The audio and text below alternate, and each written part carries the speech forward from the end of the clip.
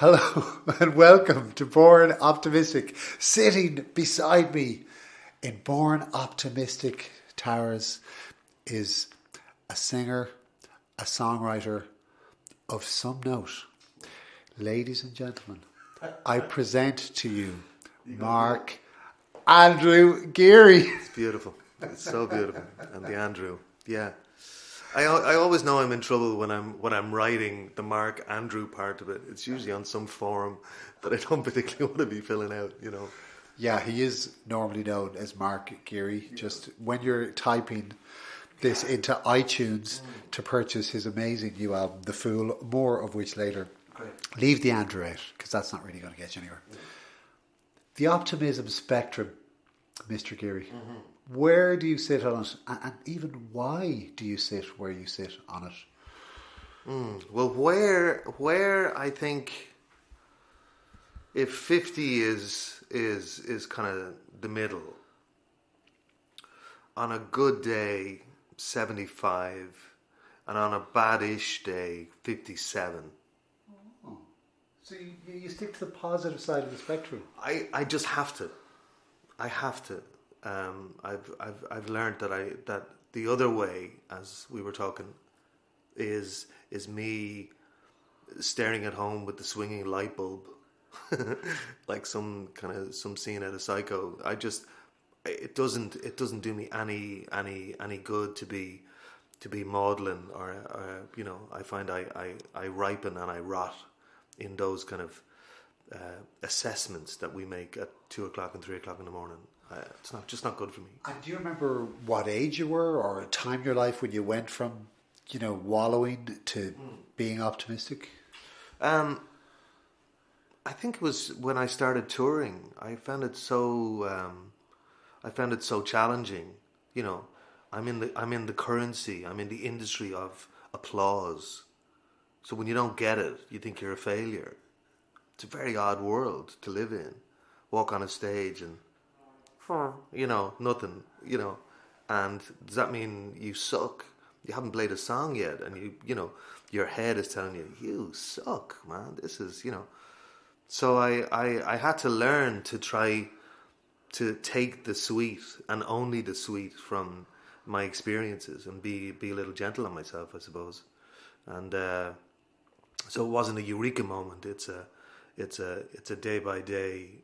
You do 1,000 gigs and you learn 1,000 experiences, and then you know that the next 1,000 gigs that maybe you'll think differently and just see it for what it is, take it at face value and whatever, so that the poison just gets left behind. I don't bring that with me. So what led you towards this place of building your serotonin hits around the applause of strangers? Like how did that come to be?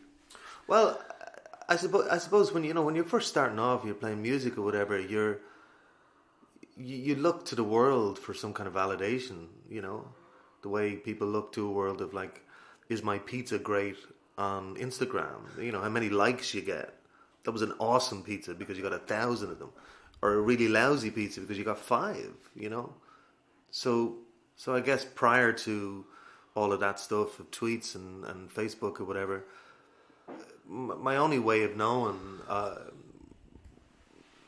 or looking to a world to, just really not having a clue of like, okay, so like, why is that a great song? Why are people responding to that? So I guess when you first start off, you look to a wider audience to give you some kind of validation or something. Well, I guess I kind of meant way back when. Like, what kind of brought music into your life in the first place? Well, I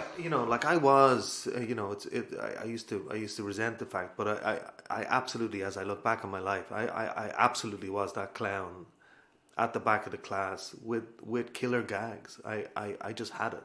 I had it, and as quick as the teacher threw out a dinger at me, a boomerang came right back at his head. I was that kid, and I come from a really big family, so maybe that's how I learned to do the battle. Where do you sit in this big family? How is it? There's 8 of us. There was 8 of us, and so I'm the second youngest. Myself and my brother Carl. we're Catholic twins, so there's a year between us, you know. So that's how you learn, I think. You just humor and battle and cheekiness. And then I found the guitar, and I was just kind of writing little songs, and I don't know where. There's no music in my family, none at all. Yeah, well, why not stand up, or like why music as opposed to if you've got all the gags? Because I think I had more to say than just a gag, than just a punchline. If I look at something like a Billy Connolly or whatever, or a Tommy Tiernan, the depth of what he talks about, like I'm really interested in the stuff that isn't the gag when he talks. I'm fascinated by the vocation, the almost priest. That stuff is really interesting to me. And so it's almost his anti-road to Damascus, you know. It was the pulling out, ironically, that no pun or all pun intended. That stuff. So I think. Also, I didn't know comedians. I didn't know musicians. I didn't know anyone. You know, I was a bricklayer's son. I didn't have access to the notion that I could pursue anything. You know, so. But just as I think about further on in my, in my music career, it is a performance. It is a conversation. It is all about family and punchlines and all of it, and storytelling. It's all there, you know. And what kindled that possibility in your family that spawned not only a songwriter but your brother an author out of the family of a bricklayer? What showed you that was possible? What do you think opened the doors for you? Well, it's interesting because sadly my sister has recently passed just in the last month from cancer. Yeah, Angela. And Carl and I, my brother, we've been thinking about a lot of this. You know, that very idea. The book Carl has written, Montpellier Parade, is all about a kid, Sonny Knowles, which is kind of a gag in and of itself. My mother was a big fan, and so Sonny is this kid from a place where, you know, there's a poverty, but there's also a poverty of culture. You know, it isn't just the stuff that isn't in the fridge. It's the books and literature and, you know, all great kind of music or whatever. So what led me there was an idea of a kind of just a morbid fascination of wanting to know. I wanted to know. I always thought I wanted a Yoda when I was a kid. I wanted some dude who could, you know. So there was a lot of heads that you'd go to see who had serious record collections and were well read, and they were interesting to me. What attracted you to them? Because there was they were tuned into something that I was really, really craving. It was a bit of oxygen that wasn't the mundane, that wasn't the bricks and mortar and labouring and whatever, you know. And I'm just curious as to what would have been the outward symbols of that. Was it the female attention they attracted? Was it the clothes they wore? Did they look the same as someone you saw on TV? Like, they didn't just. It was their thoughts that attracted me. I'm really interested in conversation and how we communicate or whatever. It wasn't a lot of the time. These guys weren't, you know, like lady killers or anything. If anything, they were just a little kind of, you know, if they wanted a cup of tea, they'd call their ma in the kitchen. You know, it wasn't that they were, you know, had this kind of bachelor pad type of thing. But it was what was turning them on. It was the things they talked about. So late at night watching Once Upon a Time in America or Betty Blue or suddenly soundtracks and all. I wasn't having those conversations with my mates around that I was playing football with or in the local pub or whatever. What age were you when this awakening began? was pretty, like 13, 14, pretty young. And I wasn't a busker, you know. I obviously have a huge connection with Glenn and the Mick Christophers and all of that, but I wasn't that guy, because I hadn't figured out that I could put a guitar on my back and go gung ho into Grafton Street. I almost felt that maybe I wasn't allowed to, you know. But just with my sister Angela, her husband Peter was another one of those kind of guys. He was into Neil Young and B.B. King and J.J. Cale and always had a book in his hand, and that was very attractive to me. You know, I went around with like a little novel in my pocket all the time, and you know. So were Peter and Angela together from way back? Like, Yes. so Peter would have been an influence on you from a young age. Absolutely, that's what Karen and I were just talking of, that whole family of just pulling us out of our kind of background and saying, well, look, this is a thing you can do. This is, you know. So then I became comfortable walking around with a guitar. I became comfortable. The Beatles tell this amazing story about how they didn't know what a B7 was. So B7 is the kind of the end. You know, you have an A and an E, and you're singing your chorus, and then you need this da da da da ending back into a next verse or whatever. And they knew no one who knew what this chord was. So they get on a bus.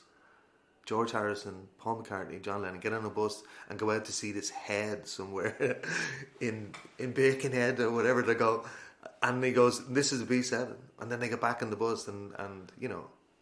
So I kind of was that guy. I sought it out. I went, you know, and there's a real thing that, you know, I learned in my life, that kind of you act as if that this stuff is, that you have that knowledge and you have that kind of you know, stuff in you, or talent or whatever.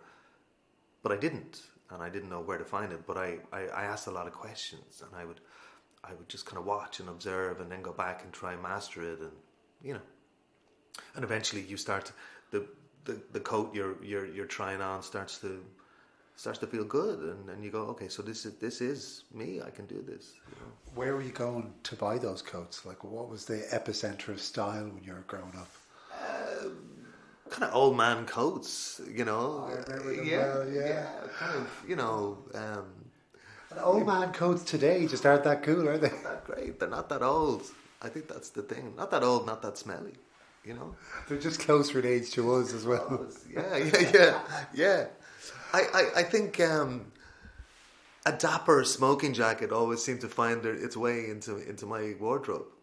Whether it was living in New York and having minus 10 in the winter, walking around in a smoking jacket, there was something terribly romantic and insane about that, you know. But yeah. There was a place called Church Street. I went and I bought my first winter coat, cashmere, $25. I thought I could walk into the Ritz at any moment, no problem, you know. Honestly, Church Street supplies, you know, it's like a halting site. What age did you go to New York at? 19. Yeah. Why New York? Only because Carl was there. I always say that if he was living in Addis Ababa, I would have followed just to get out of Dublin. Absolutely. He was in New York, and he had just got one of those Morrison visas. And Sinead was up and running, so they were basically illegal and running the cafe, so we were kind of hiding in plain sight. And he said, "Listen, I'm going to put your name in. There's another lottery coming, and I'm going to put your name in, and we see what happens." And I walked down the stairs one day in at home, and there was a brown envelope with the United States emblem on it. And it was, my name had been pulled. You got your green card. Mm-hmm. And so at 19, you'd already left school. Yeah. So what were you doing in Dublin? What was your plan? What was your life looking like before this Morrison visa arrived? It was very vampire-like. I thought there was only one 11 o'clock in a day. And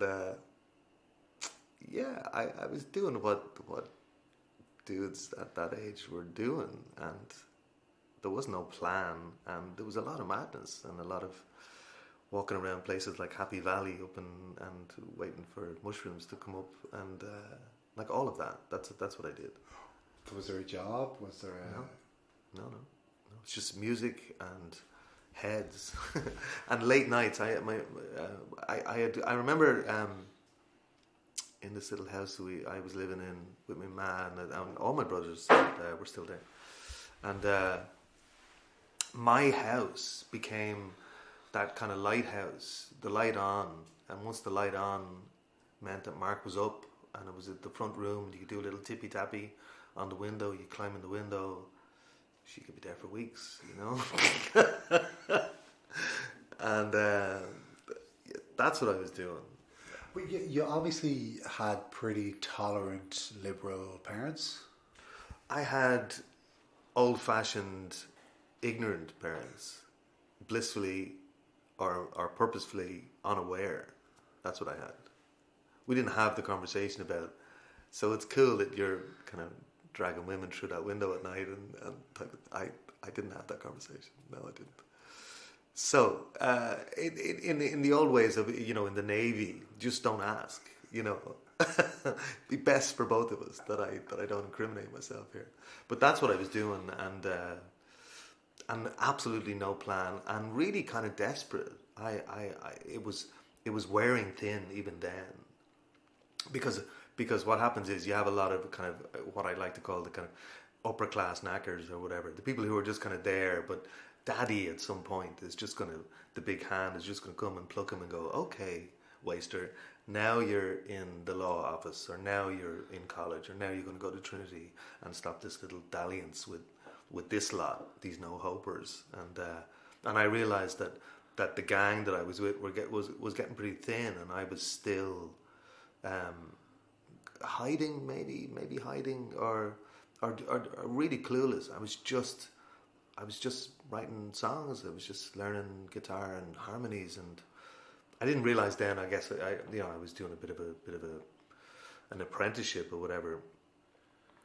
So I was feeling kind of a little hopeless and a little lost. And then this brown envelope came, and there was no way that I wasn't just going to do everything to get to New York. But at this point, you already would have seen yourself as a musician, as in the idea of going to New York without your guitar was unthinkable. Well, I had to sell my guitars to get the flight. Wow. Yeah, so I was just going to go. I mean, I don't think I was calling myself a musician at the time. I might have done the odd kind of little gig or a charity thing or some bake sale, you know. But I wasn't. I wasn't working towards, I'm Mark, I'm a musician. I wasn't. That wasn't what I was branding myself as. And then you land in the promised land. Yeah. I landed, and this guy picked me up called One-Eyed Johnny. I mean, man, you couldn't, like, central casting have been involved in a lot of my life. It really has. It's like One-Eyed Johnny with a pit bull and a pickup. He throws me in the back of the pickup, and he says, Carl says, you know, I'm supposed to pick you up or whatever. Tattoos and just out of prison, and One-Eyed Johnny. And into the East Village we go. And that whole thing of acting as if, this is where, to the max. I'm like, oh my God, is that a man? Is that a woman? Are they selling drugs? Oh my God. And it was to the max, vivid, like Scorsese movie I'd entered into. Chaos. Through the looking glass. It was New York, like 92, in the East Village or whatever. You could walk into a deli and realize that they actually were only selling one pot of coffee and a can of beans, and everything else was drugs. Like a guy behind a bulletproof glass, and you'd stumble in and go, "Do you sell stamps?" You know. So yeah, a lot of acting as if, and Sinead was really up and running. Carl and Shane Doyle had set up this cafe, kind of music cafe and whatever. And you know, U2 had been through. Sinead O'Connor was kind of living in the apartment when I first got there, and just celebrities. It was at the wazoo. Why was Sinead such a hit? Why? Well, at a remove of over 20 years now, it was a hip little kind of coffee shop. Maybe New York always had that, from the Gaslight Cafe stuff that Dylan would have done or whatever. It always had access to that. It always had, and 8 million people walking around looking for something to do, and this was something unique. You didn't pay in, tiny little place, and a kind of a new breed of Irish, I suppose. I've had a lot of time to think about stuff like this and why, what was the magnet to all of this? I guess because there was a kind of a, traditionally I would have gone to the Bronx or Queens, from the 50s to the 70s. That's where I should have gone. But I didn't. I went to the East Village, which was much more Ramones and CBGBs and Lou Reed and all of that. That's what I was had stumbled into. I wasn't into, in Queens, inter-county rivalry and that's a Kevin bar. You can't go in there, And that stuff was going on. Like there was a guy from Roscommon was taking his life in his hands if he went into a Galway bar and whatever. It was incredible. So I guess Carl and Shane and all the people that I was kind of meeting, the Irish or whatever, were they were looking for maybe something a little different, or just it was just cheap apartments, and which there was, and squats and all the rest.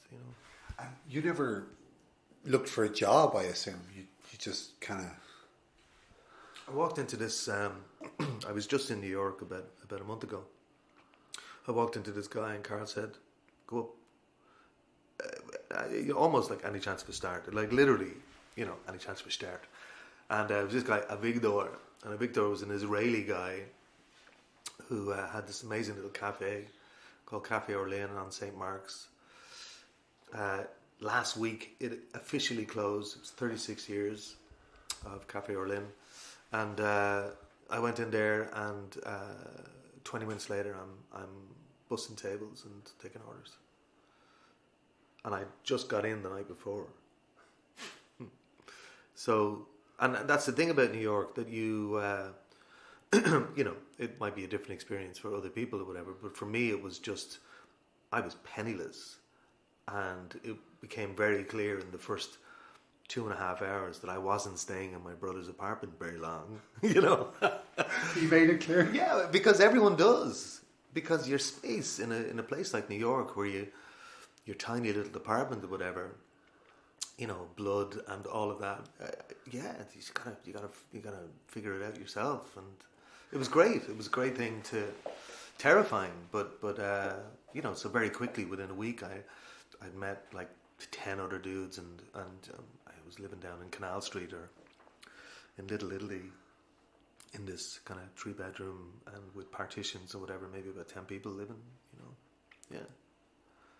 And did you have a plan for your music career? No, not at all. I was very, just the magnets again, I was very, if I think about it now, very determined that I wanted a little shot of Sinead. I wanted to be on a stage like that. It actually didn't have a stage. I wanted to be on the stand on that carpet. Sinead O'Connor was there, Susan McEwen, Jeff Buckley, all these people, because it was music round the clock, Monday to Monday. So I thought, well, maybe I could. I was very, very sensitive to the nepotism thing too. I absolutely wanted to be there on merit. So I went off and I found this open mic night on a Monday with this guy Latch in Sidewalk Cafe, and you get 2 songs. You get 2 songs that they liked you. If they hated you, you got 1 song. And some nights I would stay there on a Monday till 2 in the morning and wait, and you'd sing your one song, whatever it might be, to the wall, the waitress, and the weirdo. And that was it. And you did that. I did that for a couple of months, But I just needed, and I don't know why, because that was some serious kickings, you know. It just felt pointless, absolutely pointless. But every week I went back and signed up and sat around the egos that were just extraordinary. These guys who literally thought they were Bob Dylan and, you know, could barely tune a guitar, but their confidence when they walked on stage and telling people, "Shut the fuck up, man, it's my next song," you know. And I thought, God almighty, would I ever have any of that? So I just kept writing. That's really when I started to become really, really serious, I guess, about okay, I want to learn how to breathe on a stage. I want to learn how not to die. I want to learn how to be able to control a room. I want to learn how to watch your own gig, watch it kind of lurch into a kind of a collapsing. How do you stop something like that? How do you, you know? And what was the why? I needed it. I really. It was the most important thing that I. You know, I guess I found myself in a situation where, you know, my brother was, you know, pretty successful. I was around kind of very successful New Yorky type of songwriters or musicians or filmmakers or whatever, and I wanted a thing. I wanted to be a thing. I didn't just, you know. I've often thought about it where, you know, I've been in situations where I could have been a bar owner. I could have been entrepreneurial in a, you know, whatever. And I had no appeal. I had no goo for any of that. I wanted to be, because I was still going home in a lot of ways. I was still writing the stuff that wasn't just about the comedian or whatever. It was still kind of heartfelt kind of stuff and things that was kind of important to me. Also, I was getting an incredible education by being around these incredible musicians.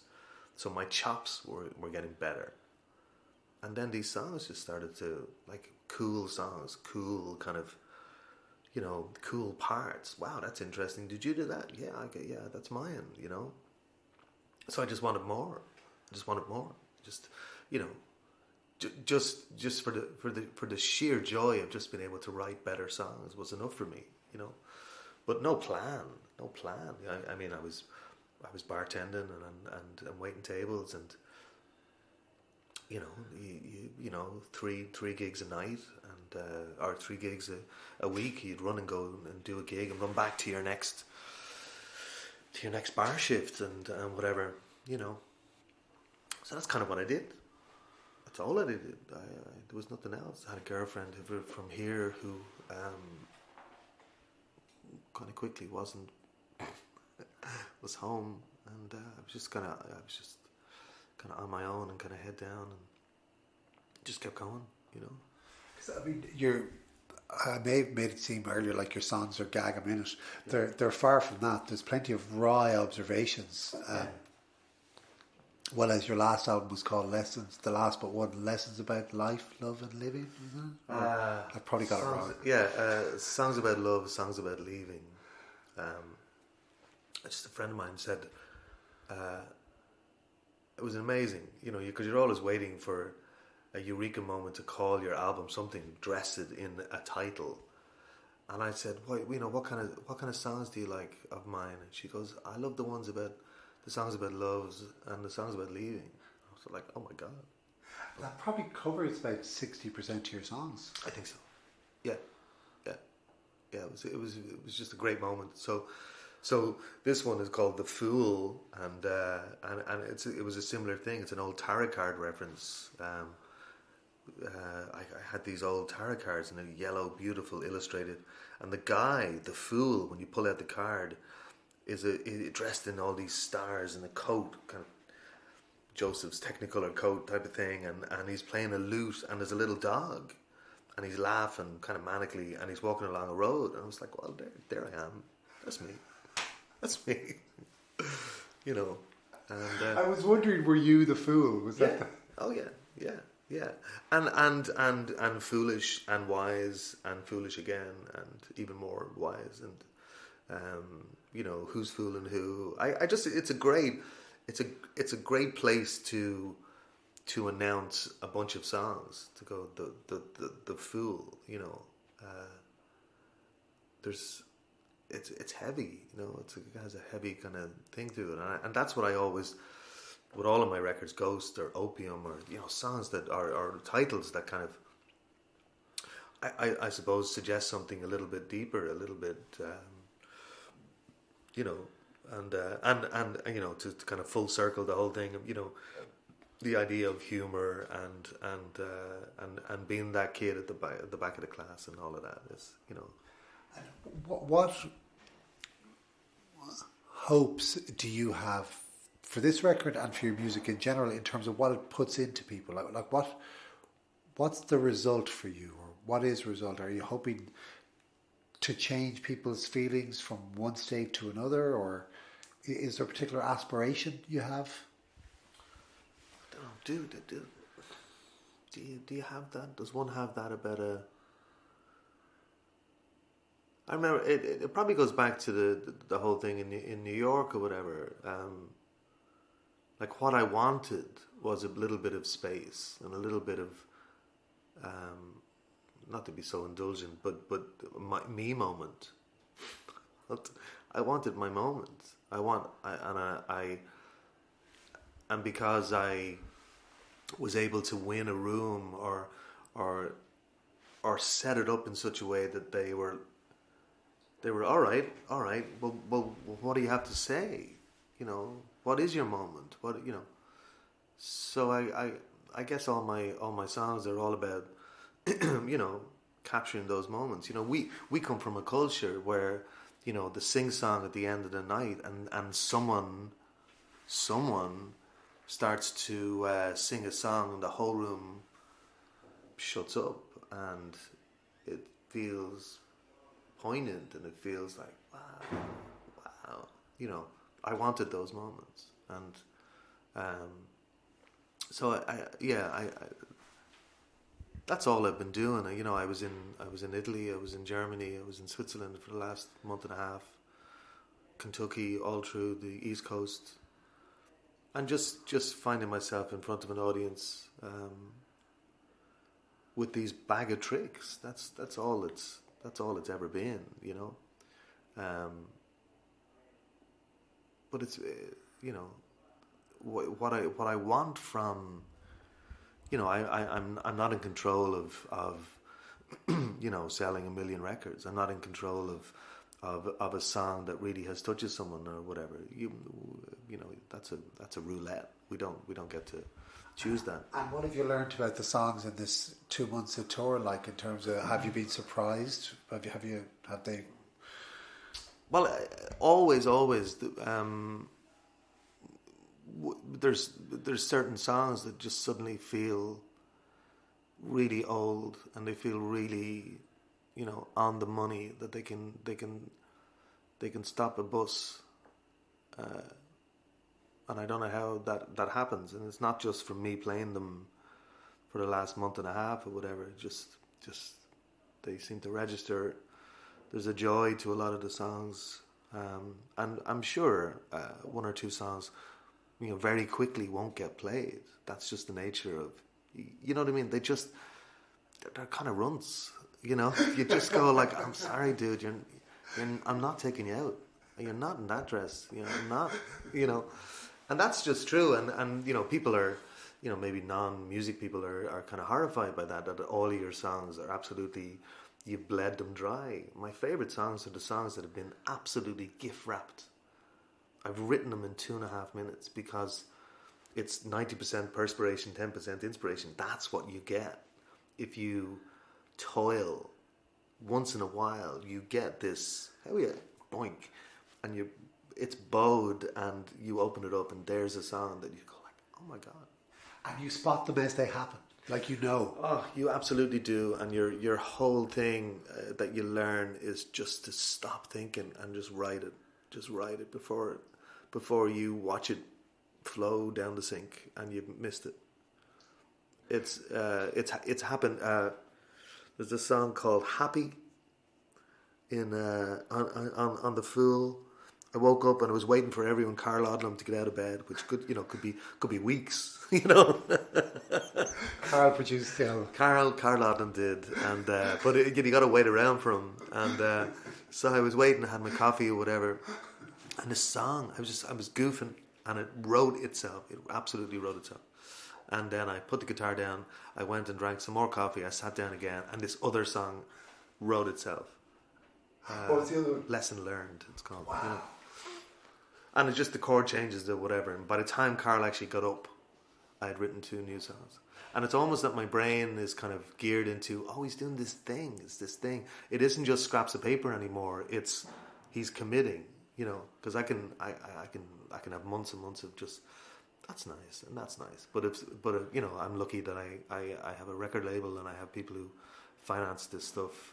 That when they start calling and going, you need to finish.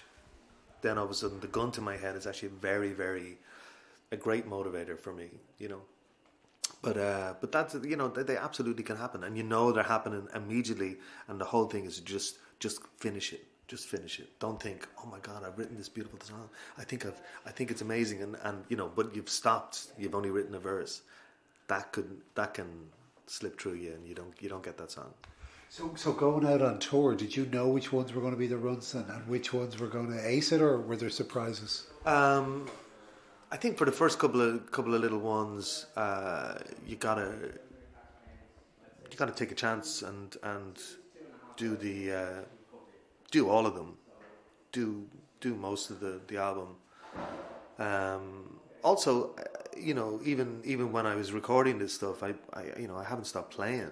I'm touring all the time, so I can take a song that I'm not even sure I've written and go out on the road and in the middle of a set just go, I'm going to play this one. This is kind of a new thing, you know.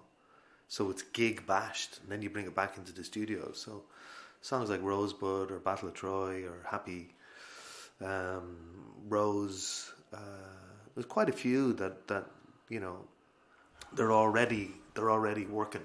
Rose really stopped me in my tracks. Did it? Yeah.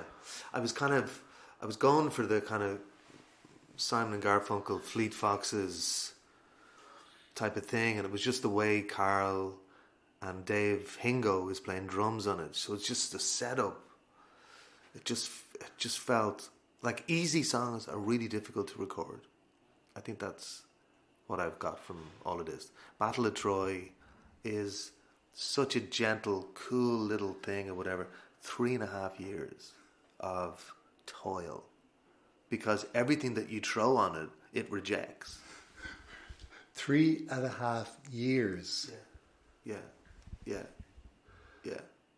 It you know, because there's a chorus that comes up, and you know, we live in a world now where your chorus is absolutely essential, and make it big and make it radio friendly, and then maybe you might actually not starve to death. And then when you try throw a big chorus on, that beautiful song goes, I'm not wearing that. I'm absolutely not wearing that. And you go, well, what about a little bit piano? Would you not wear that? No, I don't want it. It's like it's a child. It's a child who's rejecting everything. You're trying to get it to school. It's gone, I'm not even wearing socks for you. I'm not. I don't care. So it took 3.5 years to figure out that just to leave it alone and just ever so gently have Dave Hingo play.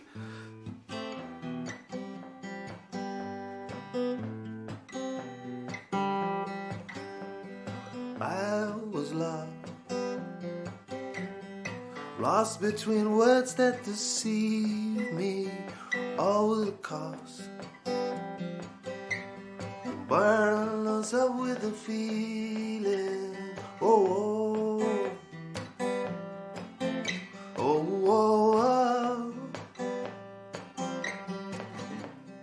That's when the room caught fire. I never look again. That's when the room caught fire. Burn all the books you can. You know, so that's a little chorus and that's a little verse or whatever. Throw anything on that and he'll tell you to get off. He won't, you know. So that's the trick, you know. Yeah, 3.5 years, and you know, to turn on a computer and to see the back of Carl Odlum's head for 3.5 years, going, what can we do? What can we do? What can we do? How do we make? How do you complete a song like this? You know, it's amazing. It's mad because, like, you never know that so much pain goes into something because you expect all the pain to be in the lyrics and all the tortured artist stuff and not in the process of getting it down. Yeah, you know, like a lot of the time, it's the bulldozing of how do you break a drummer's arm without actually telling him that you want to break his arm. You know, how do you, like, overplaying like that? You know, that seems counterintuitive. That seems madness. That you'd like, let's not play so much. So something like Rose, you know, it's just the coolness of the phrasing. Grania's singing along with me, and then there's I put in this kind of little Spanish little guitar in the second verse. So there's always like things that kind of dropping in and out and whatever. So that's all edited and playing but you know, I mean, that song wrote itself. It was that easy, you know. I mean, the lyrics to that song were the easiest thing of it. It was just, you know, yeah. I think like a lot of the records I've done, and also, you know, I've had Dave Odlum or Carl, or there was a guy called Mark Rule who in New York and for Grand Street. Just great ideas, and not going to the safe. You know, you have a kind of a country feel song, so you just, like, suddenly there's a bunch of hillbillies in the room, and you go like, well, I'm referencing this. I don't want Grand Ole Opry, you know. So they help you. That's what producers do. They help you make great choices. And Carl's a phenomenal bass player, and you know, we just to hang out and. And do you feel that as an artist, like, I kind of perceive a lot of singer-songwriters to be like a cross between flypaper and sponges, you know, kind of blown in the wind, and some stuff sticks and some stuff doesn't stick, and this whole observer status. I mean, I guess what I'm trying to get at is, like, where do you see your position and where you fit in vis-a-vis society? Wow.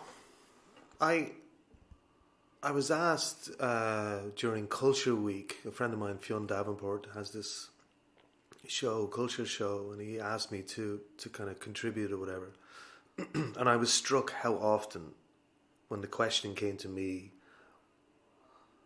that I didn't really have a clan. I didn't have some kind of artist board that I would call to get funding to all of these structures in place for the sculpture and the writer and the whatever.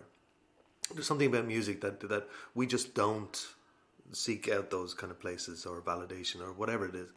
And so yes, I'm the observer. Absolutely, I'm the observer, and sometimes painfully so, because I think, you know, when I'm out running around and doing gigs, I want to be in absolutely the mix of humanity. I want to be covered in their gravy, you know.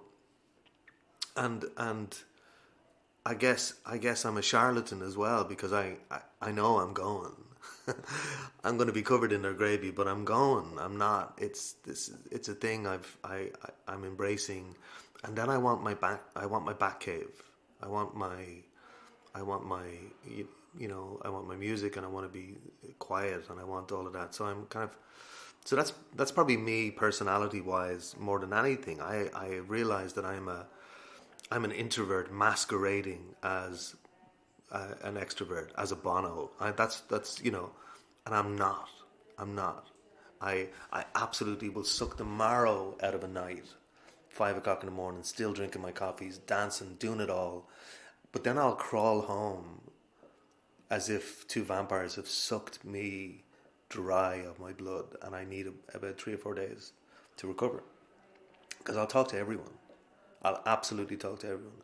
The guy, the objectionable guy, I'll talk to. and come here, I heard that shit you were saying. You know, I'll engage with him, and I've just always been that guy. If I think about all of the jobs I've had, the bartending, none of my bartending friends would work with me in the Scratch It because he said, Mark, the freak show that you bring is, 6 o'clock in the morning, you're still there chatting some girl with the upside down Moby Dick book that she hasn't read and chatting away to you, locked and pouring out her tales of woe. I've always been that guy. And do you feel when you're indulging these people that it's like, oh, material, or no? I because a lot of the time they don't feature, I always get some kind of guy goes, that'd be a great song, wouldn't it? And you go, actually, it wouldn't. Trust me, it wouldn't.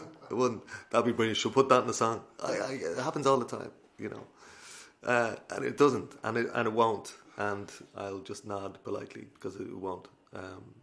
So a lot of the time, it is just my delight in being a human being and being in a reasonably good place for most of the time in my head, so I can delight and just, if I'm out or if there's food and coffee and chat and wit and joy and madness, that's what I delight in. This shit's fleeting. We're hurtling towards, we're already talking about our kids and whatever.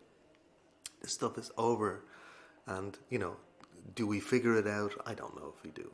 Do we figure the eureka moment? I don't know. So for me, I get extraordinary days. That's what I get.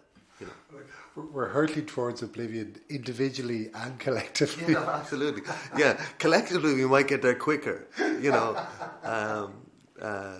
Something that I've realised. Yeah.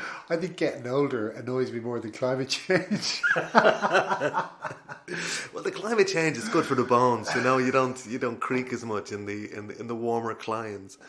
Yeah, it is amazing how cliches become so much more valid when you get older. And when I was a kid, the amount of people that told me that youth was wasted on the young, and I scorned back at them.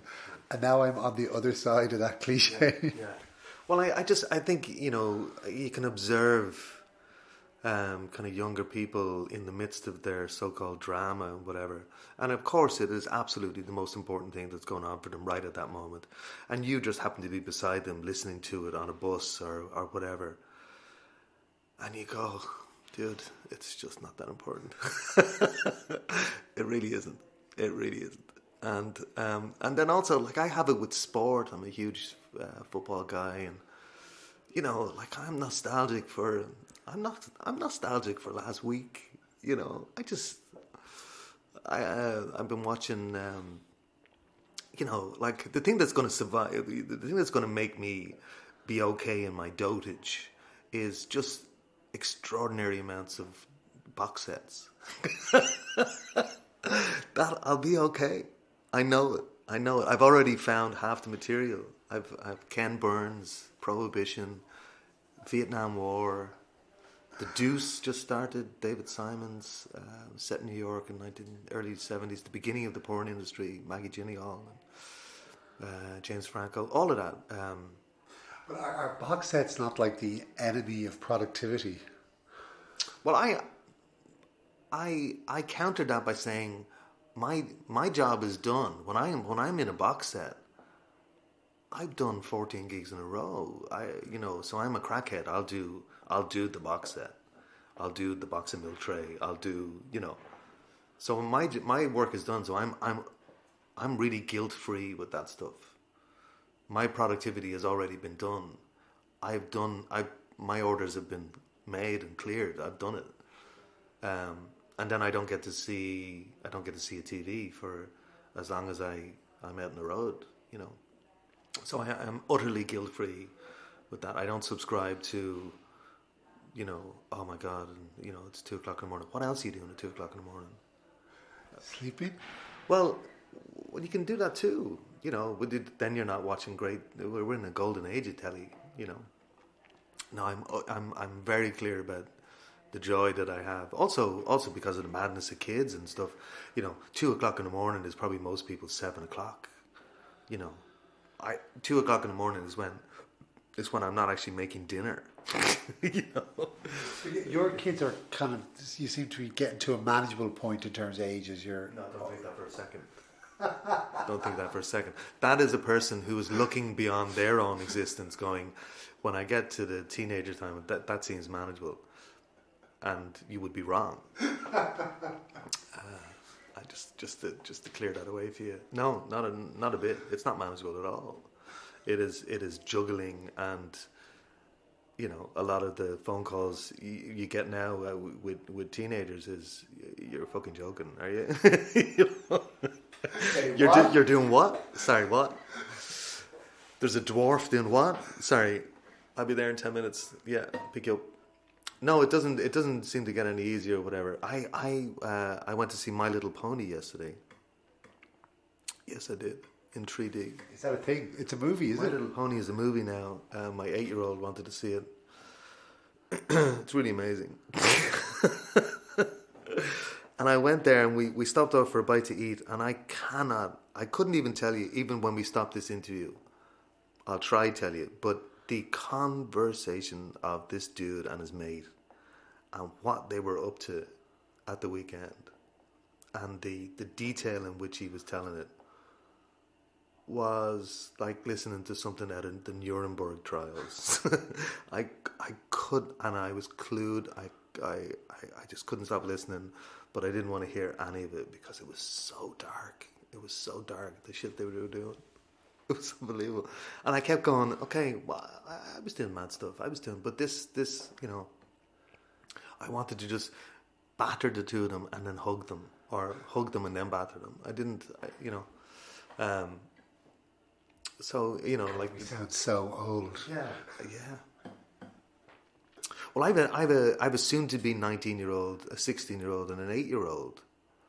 I'm a veteran of foreign wars. That's the badge I get. That's the stripes I have. Somehow, in the middle of all of that, I got to have a career and see countries that I would have never got to see. I would have never. Or some kind of package holiday. I have no idea. How I would have seen what I saw. If you hadn't gotten that Morrison visa.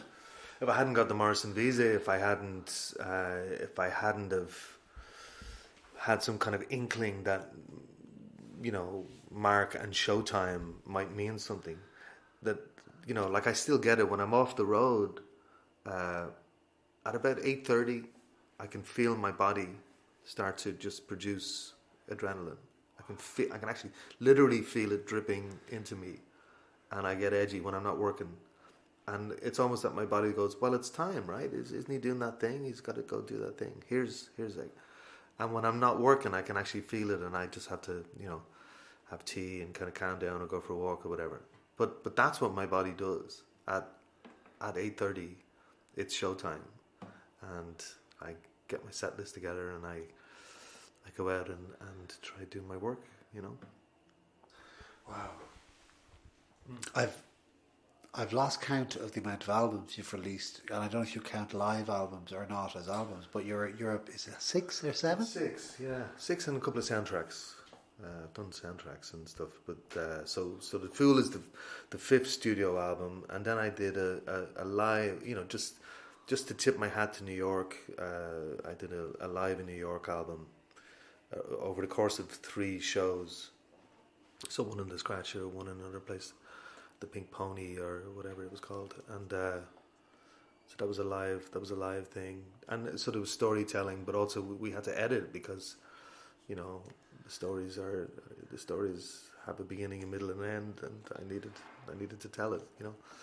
So 6 or 7, yeah. It's mad how time passes, because I didn't believe until I started looking back at stuff that it's actually 6 years since your last album. Yeah. That's mad. It feels literally like yesterday. Yeah. Well, what happened too was that it wasn't that I had been lost in the vortex of a studio or wondering what to do. It was kind of amazing because so that's 6 years in the making. 10 years of that was Ireland in a shitstorm. So there was no work here, you know, like I'm at the coalface. Some guy who loses his job or starts to get these horrible phone calls from the bank or whatever, disposable income or whatever. I'm the gig that he can't go to, you know, like all the other musicians or entertainment or whatever. So it all kind of fell apart in Ireland, and I still had to go out and find work, and so I was really proactive about the Czech Republic and Norway, and that's why Switzerland has become a thing. I went out there lighting little fires and 2 and 3 gigs and making no money, and just the accumulator, you know, that if they gave me the odd bit of money and I could stay in someone's apartment, and then I'd go to the next gig and jump on a train and whatever. So I'd been doing that and kind of writing little bits of songs or whatever, but constantly working. So it is actually surprising to me that it is that long. I felt no compulsion to kind of go back into the studio, because it didn't seem like there was going to be anywhere or any way to release any of this stuff. Like Ireland was in such peril and got such a kicking from our own government, and how somehow it was our fault and all of that, which I find absolutely reprehensible, and love when they knock on my door looking for votes and looking for a pat in the back or whatever.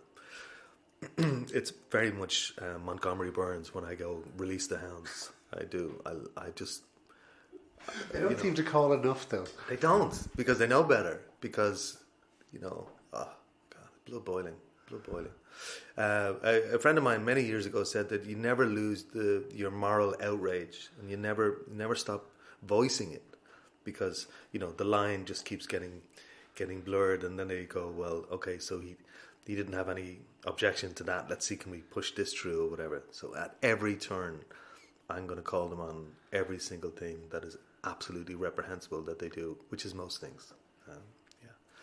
But that was the reason of the 6 years. I just went to work. I just toured and found these new places, and that was enough for me. I didn't need to go in and make a new record. I didn't feel that I wanted to, or had stuff that I needed to say or whatever. And I suppose weathered the storm. Went back to Brooklyn. Actually lived in Brooklyn for 2 years. Brought the whole family back, and in the midst of the, you know, because I was reading all these books about, yes, and Daddy took us off to India on a camel and, you know, an elephant or whatever. And I said, well, what's stopping us? What's stopping me doing that too? And how was that? Very different, and very difficult. New York has changed, absolutely. And unbelievably expensive. So my $200 apartment that I was hiding out in and having a kind of a life that I could lead in the East Village suddenly was $2,800 in the course of 15 years, of course, you know, market value. And sadly, maybe some of the characters that could survive in a $200 a month world, they had moved on because they couldn't. They were just forced out. I mean, New York is brutal like that. But New York has always been brutal like that. I mean, you know, I was just, you know, when I got there in 91, 92, I'm sure there was a guy who'd been living there since the 60s was going, this asshole, he's paying $200 a month, you know, because he was doing 50, you know, maybe getting by on 30, you know. And that's progress. No, well, yeah. And like the Lower East Side or whatever, all those Spanish families, whatever, they're not gone. Gwyneth Paltrow just bought an apartment. I remember reading 15 million, I think she spent in it, and she said that she loves living in the kind of the edgier kind of places in New York. And I was thought, like, the only edgy you're seeing is that bread you're making, you know. Well, instead of going on to goop.com and giving Gwyneth your money, check out The Fool by Mark Geary. Yeah. Mark, thank you. Thank you so much for your time. Lovely, Tom. And this has been Born Optimistic. Until next week, thank you. Thank you very much.